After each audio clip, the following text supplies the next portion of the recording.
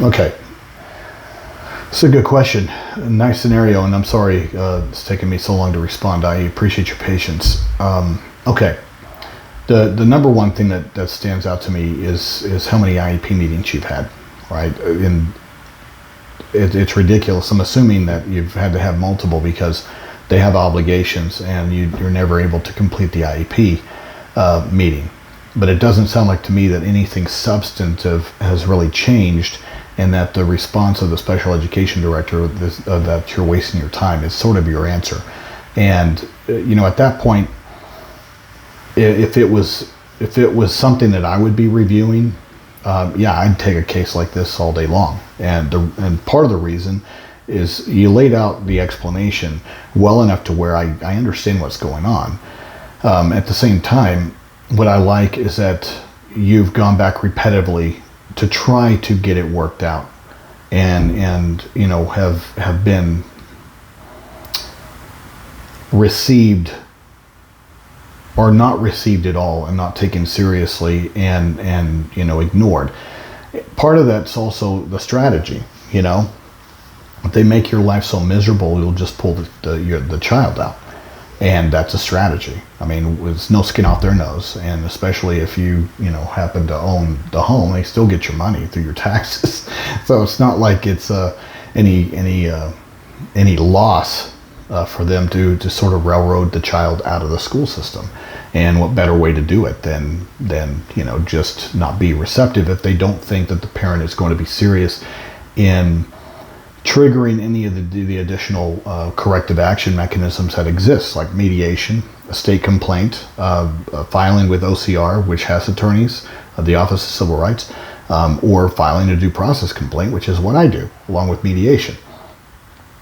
And, like I said, I do know where you live. I removed that from the question now. But I do know where you live, and I don't practice in that state as of now. My wife's from there, but that doesn't help you guys out. It is one of those situations to where so much of what you guys are dealing with is on the behavioral front and the behavioral supports, to the point where it's not really academics at this age. I have a feeling it's probably going to go that direction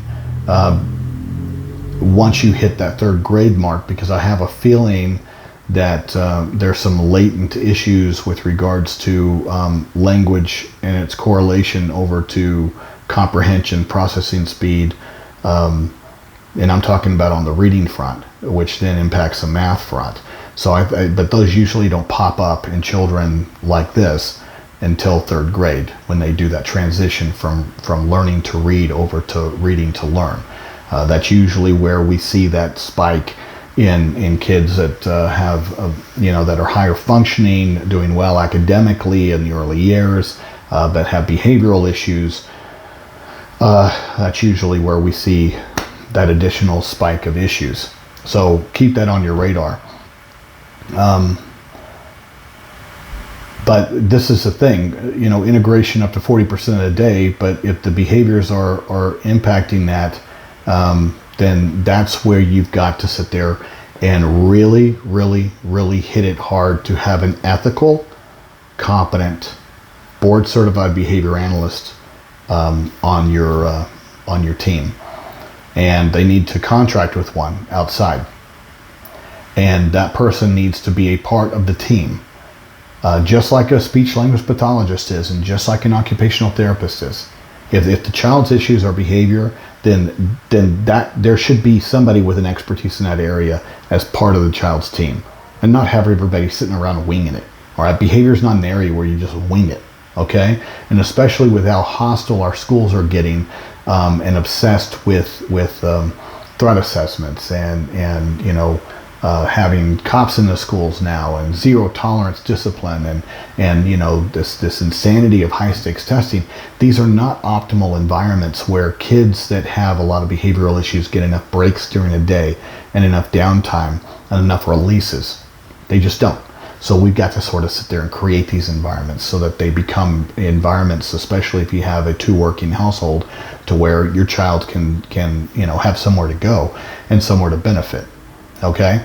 But you've got to attack that, and you've got to have this person come in to sit there and train staff, and train them to competence in whatever the plan is. Not give a 2-hour seminar where everybody's on their smartphone and lightly paying attention. These are very complicated skills that require patience from the staff implementing.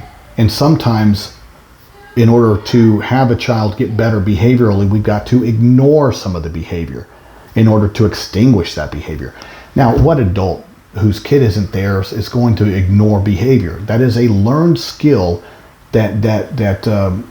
it's not something that you just naturally acquire, because all of our schools are sort of bent at immediate consequences and punishment. And so with some of these kids, it's just a different approach that needs to be taken, and that's where you guys are. That's the person that needs to be involved as a behavior analyst. Okay?